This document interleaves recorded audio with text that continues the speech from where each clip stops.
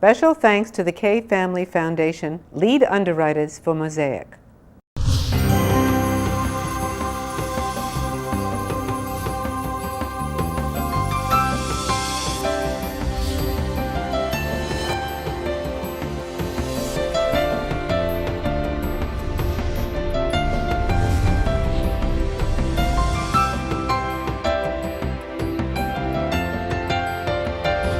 Hello, my name is Barbara Kay, and on behalf of the Jewish Federation of Palm Beach County, I'd like to welcome you to our program, MOSAIC. Our special guest on MOSAIC today is the president of the Daniel Abraham Center for Middle East Peace and Economic Cooperation, Robert Wexler. We'll be back with our guest and our program right after this brief message.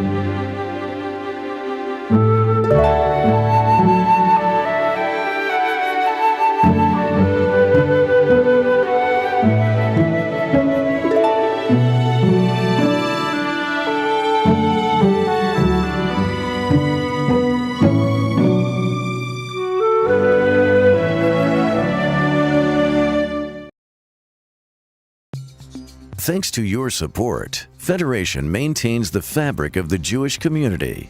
By enabling our community to remain vital and vibrant today and for future generations. Mentoring more than 400 at-risk children through the Youth Futures program in Federation's partnered communities of Israel's Sahara region. Providing a wealth of social, welfare, spiritual and educational services available to the 110,000 members of the Jewish community in St. Petersburg, Russia. We touch so many and do so much. Your dollars fund the work of our Federation. Thank you for your generous support.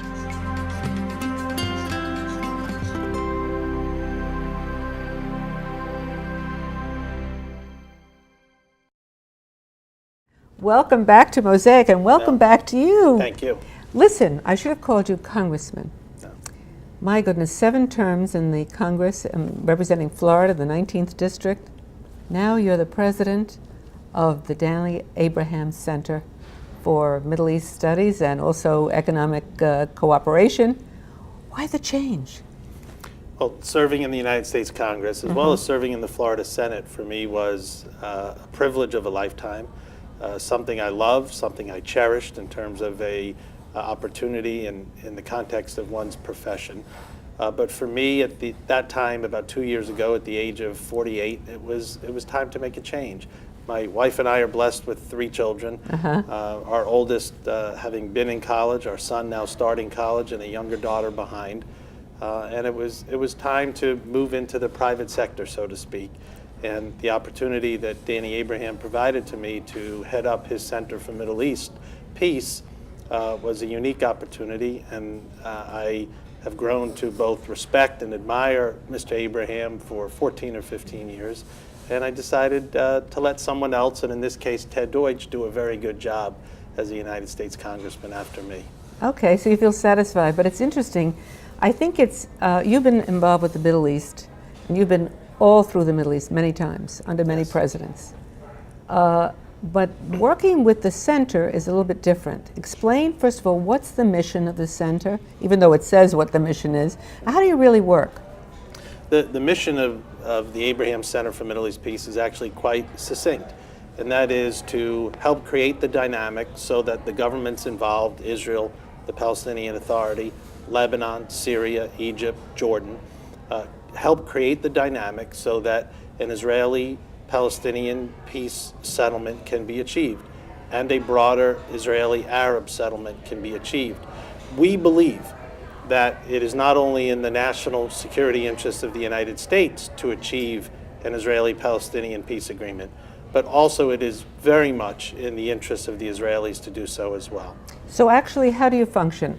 Before you answer that question, let me just tell you something. You put out a weekly report, a daily report, excuse me. I have weeks of this. Right. And I get it on the email, and it's fascinating because it's a current statement about what's taking place in the Middle East. Do you have something to do with this? Sure. Well, I mean, there are two people that do it in terms of every day, and they go through the articles and so forth that I have an opportunity to work with. And we go through the articles and on a daily basis determine which ones are the most important for people to read. And we have a large list of people that we send it to. And now we're beginning an association with The Atlantic, where that will be presented on The Atlantic's website for people to access through The Atlantic in a different form, which will expose it to tens, if not hundreds of thousands of people on a regular basis. So this is part of what Danny Abraham's, your center does. It educates, it sends out information, non-biased, accurate information on what's literally taking place in the Middle East. Yes, that's part of it. And then what's the next part? Well, the principal mission, again, is to engage with the governments and to engage with the principal leaders. So we engage often with Prime Minister Netanyahu and his administration, with President Peres, with Ehud Barak, for instance, with a whole set of Israelis. We do the same thing on the Palestinian side with President Abbas and his negotiators, people like Saeb Erekat. And we engage with our own government, with the State Department, with the principals inside the White House that engage on these issues, as well as the surrounding area in the Middle East, with Jordan, with Egypt, with the Gulf states. And there are times, quite frankly, that governments obviously are fully capable of handling these things, but there are times when private citizens can assist governments in doing certain things that they may otherwise not wish to do or are able to do for a variety of reasons. Do you want to know something? When I read about Danny Abraham in regard to why he chose you for the president, he said because he felt that he could be there. You had been there. You knew a great deal about the Middle East, and you had a lot of friends in the Middle East. So we felt that by bringing you aboard, that it was going to change the dynamics. Is that true? Well, first of all, the truth be told, Mr. Abraham, Danny Abraham, in and of himself has an extraordinary set of relationships, and more so even than the relationships, a reputation of character, integrity in total, but in particular in terms of how he has devoted himself for more than 2 decades towards the resolution of the Israeli-Palestinian conflict. Me, I'm a man of much lesser achievement than Mr. Abraham, but through my service in the Congress and a devotion to what I think is the security of the State of Israel, the unbreakable bond between the United States and Israel, but at the same time, hopefully applying some degree of objectivity to allow all parties to have confidence, at least in the judgment that we render or the advice that we give, so that we can play, I think, a constructive role in bringing the parties together. That's our purpose. Talk about Middle East and the peace situation. Let's talk about where we are at this point. Talk about peace process. I mean, my goodness, I think from 1937 all the way up to 2011, we have talked about peace. The Palestinians have been given opportunities for peace. Where are we now? We're not in a very good place in terms of the ability of the Palestinians and the Israelis to come together at a negotiation table and bridge the gaps between them.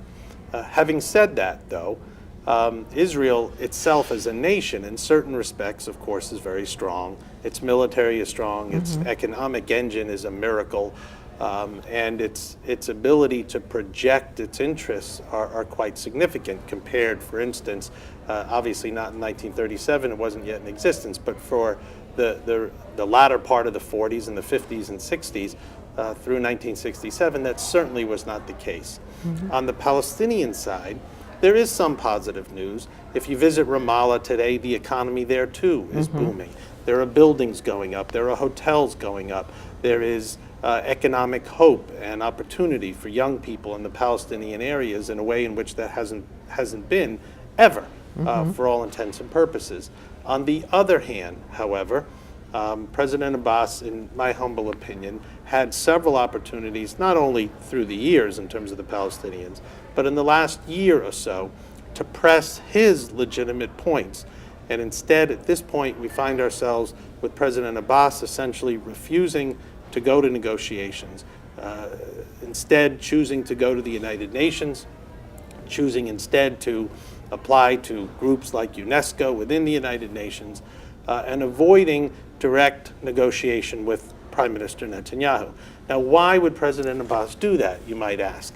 From his perspective, he's tried this with Prime Minister Netanyahu before. In fact, it was just a brief period, but about a year ago, Abbas and Netanyahu got together. And from Abbas's perspective, I don't necessarily endorse one side or the other, but from his perspective, he provided a set of position points, a set of positions on all four of the core issues, on borders, security, Jerusalem, and refugees. And what he heard back from Prime Minister Netanyahu was just security, security, security, security. So what Prime Minister, or what President Abbas now insists, is that he doesn't believe Prime Minister Netanyahu has been serious about this process, and that President Abbas has suffered politically within his own people as a result. So he wants a guarantee, so to speak, that the basis of negotiations will be a certain set of points that are, from his perspective, legitimate. Prime Minister Netanyahu, on the other hand, says no preconditions, which to most Americans seems like a fair position. And I would agree that there shouldn't be preconditions to any negotiation.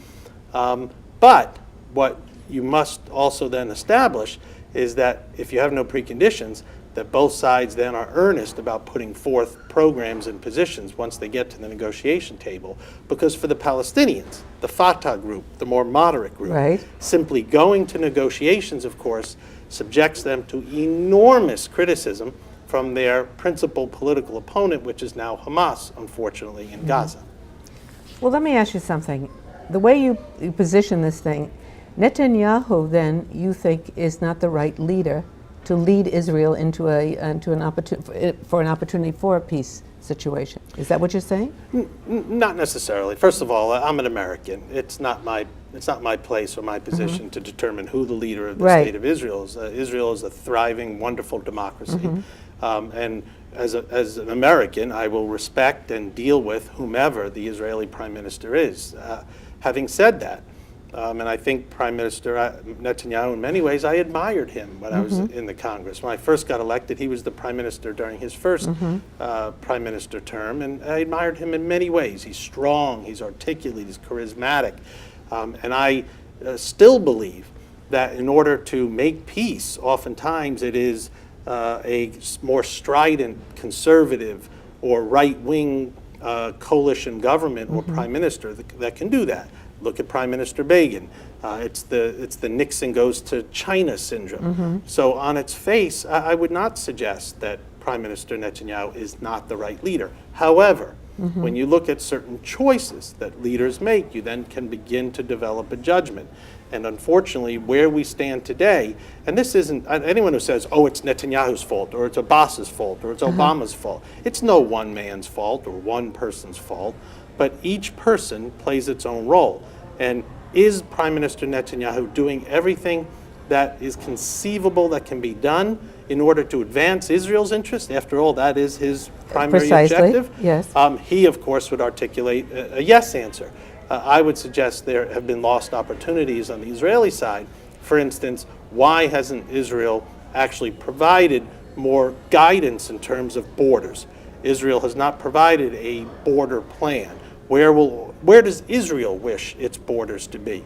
When President Obama, for instance, suggested that the basis of negotiations should be the 67 lines with agreed territorial swaps. And what does that mean? It in essence means, not the 1967 lines, but the 67 lines with agreed territorial swaps, which will ultimately result in almost 80% of Jewish Israelis who today live beyond the 67 lines being incorporated into the internationally recognized borders of the State of Israel. And that's what Israel needs, internationally recognized borders, so that they can build their economy even more significantly, so that they can defend themselves with total international legitimacy, not have to worry about United Nations resolutions condemning them, this and that, and a whole host of other issues.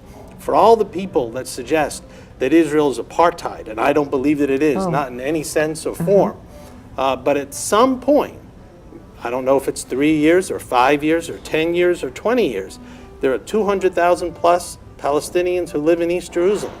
There are hundreds of thousands of more, actually 1 million plus, that live in the remaining parts of the West Bank. There are obviously 1 million plus that live in Gaza. At some point, these Palestinians will need to have the opportunity to form their own government. And in order to do so, there must be borders that are defensible from the position of the State of Israel, and borders that are internationally recognized, so that, for instance, we just had a case in the United States Supreme Court not too long ago where a Jewish American was born in Jerusalem, and on their passport it says Jerusalem, it doesn't say Israel. Well, I want it to be able to say Israel. Well, in order for it to be able to say Israel, Has to have defined borders. has to have defined borders. On that note, we're going to take a break. We'll be back with the remainder of our program right after this brief message.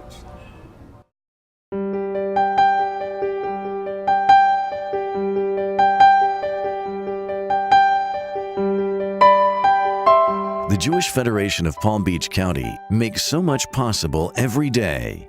Serving tens of thousands of kosher meals to seniors and families through food pantries, the Jewish Hunger Response, holiday meals, and on-site meal programs.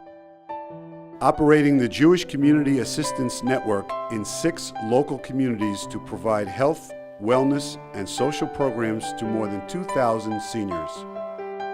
But we need your help. Volunteer your time. Pledge your support. Make a difference.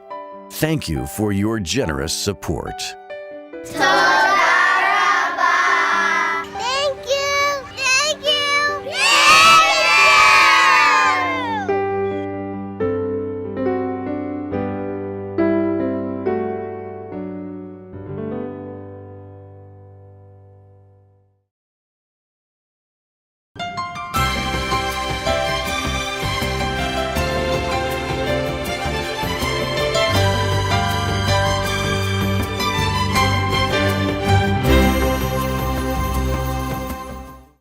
Welcome back to Mosaic. Prior to the break, we were talking about defined borders, which will, in a sense, establish Israel as a state. And why and when do you think, why don't they and when will they recognize the fact that Israel, the Palestinians recognize that Israel exists? Well, of course, Israel is a state, and it is a member of the United Nations, but its borders are still not fixed in terms of an international sense. And this is what is so important, so that Israel can begin in earnest the 21st century from a true position of strength. And it can fortify those borders, and it can defend them like any other nation. That's the key. The other part of this, which is, of course, all subject to Israeli internal decision-making, but all the money and the things that are spent, the resources outside of the internationally recognized borders of the State of Israel. We have marches in Israel several months ago about the declining standard of living. That's right. Let's, I would argue, create a scenario where the Israelis can build up the Galilee, they can build up the Negev, just like so many of their original leaders had intended to do, incorporate those settlements that are within the proximity of the 67 borders that today have Jewish residents, do all of that with a sense of legitimacy. But these outward illegal outposts, they are a waste of time, they're a waste of energy, and they're a distraction for the very important things that Israel needs to do, which is defend itself from Iran, prevent Hezbollah from creating the type of trauma that it has done before, and to make certain that the government that does finally take place in a Palestinian state is a moderate government, not one that is controlled by the more extreme elements such as Hamas. I think I should mention that you're here as the primary speaker for the Federation's campaign kickoff dinner. And so you'll be speaking. If there's extra noise here, it's because we're in a public place. Nonetheless, Israel is surrounded with an interesting set of countries. Syria is destroying its people. I think 3,000 people have been killed in Syria, which is horrendous. Cairo is having marches up and down all over the place for the election that's coming up. Jordan isn't too bad, but nonetheless, they've jumped into the fray. Turkey is also another issue, and Iraq. Now, where are we ever going to find any kind of peace or any kind of relationship there? Everything that happens is blamed on Israel, okay? Now, why and what can we do about it? Well, one of the things that the so-called Arab Spring or Arab Awakening should establish for everyone is that the problems in the Arab world are not the cause of Israel. The deficits in the Arab world in terms of economy, education, women's rights, Israel's and so blamed. forth, no doubt. But any objective party must conclude that it has little or nothing to do with Israel. In fact, when President Shimon Peres came to Washington on his most recent trip, we sponsored an interview that the Center for Middle East Peace did between he and Wolf Blitzer. And President Peres argued that it is more imperative to resolve the Israeli-Palestinian conflict today than it ever has been, so that the conflict itself does not become a part of the Arab Spring or the Arab Awakening, that the Arabs can concentrate on their own domestic needs and let's take this off the table. Whether it's rational or irrational, let's take it off the table. But Israel, you're right, they are presented with an extraordinary set of circumstances. Their relationship with Egypt is in total disarray. We have Egyptian elections in a week. We don't know what the outcome is. It certainly is plausible that the Muslim Brotherhood will do well. Tunisia had its first successful round of elections. A Islamist party won.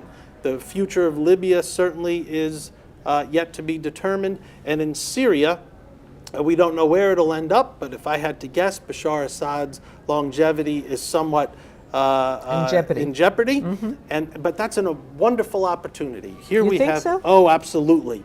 The best way to strike a very significant blow at Iran and Hezbollah is by changing the government in Syria to a more moderate, Sunni-dominated government that has strong ties with Turkey, with Saudi Arabia. What we're witnessing now in this Arab Spring is not just the maturing of the desire for dignity amongst ordinary Arab men and women, but it's also a power struggle between Iran on the one hand and Turkey and Saudi Arabia and hopefully Egypt on the other. And the fall of Bashar Assad, which is part of the Iranian axis of Iran, Syria, Hezbollah, and Hamas, will deal a tremendous blow to the aspirations of the Iranians. Now, that will not stop their nuclear weapon program, and that is, of course, a urgency as well. But changing the government in Syria at this point, in my humble estimation, can be nothing but good. Where does the United States fit into this? What role should America play, in your judgment?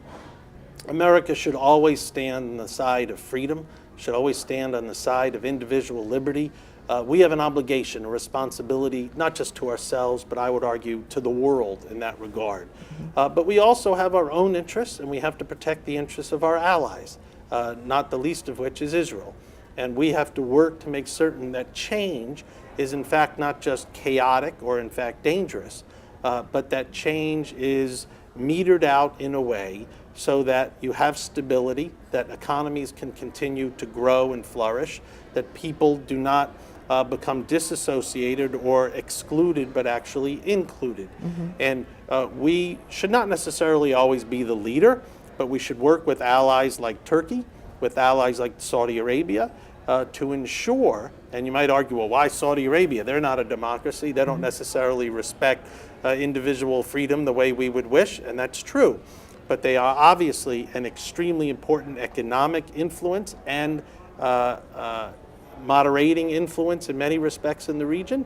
And Turkey, of course, while there is great angst regarding its breakdown of relations with Israel, is still a secular democracy. Its economy is flourishing. The Turks just agreed to host a radar system for NATO, which will be designed to protect Europe and Israel, arguably, from an Iranian airstrike, as well as American forces in the region. Turkey is working hand in hand with the United States as we remove our troops from Iraq to prevent Iran from playing too great a role in Iraq as we leave. Turkey is assisting us significantly in Afghanistan, and Turkey is now hosting the opposition to Bashar Assad in Istanbul. And Turkey, being a Sunni-dominated Muslim nation, a democracy, of course, is well positioned to help assist a new government in Syria be much more moderate in terms of its relations with the United States, with the West, and ultimately to Israel than we've been accustomed to. I hope you're right. Actually, I read just recently that there was a little bit of a change in Turkey's position regarding Israel. There's a softening. You know, Israel offered to help immediately after the terrible tragedy they had, and they were refused initially, and then they needed their help, so they eventually let them come in. Well, Barbara, that's a bit of a misnomer. They were refused, but Turkey refused help from all nations. It wasn't just that Turkey refused help from Israel. Just like the United States refused help from people during Katrina immediately, and then we changed our mind. So did the Turks. And the Israelis were terrific. Prime Minister Netanyahu was right on the ball, and the Israelis sent assistance immediately. It's also important to point out that during the fires in Israel, that Turkey sent assistance to Israel, and Prime Minister Netanyahu was very gracious in terms of accepting that help. And oftentimes in the history of the region, the Turks and the Greeks, for instance, got together after decades of hatred and hostility after a calamity in Greece, and where Turkey came in and offered some assistance. So it can provide an opening, and hopefully it will do so. And there's a long history of strong, important relations between Turkey and Israel.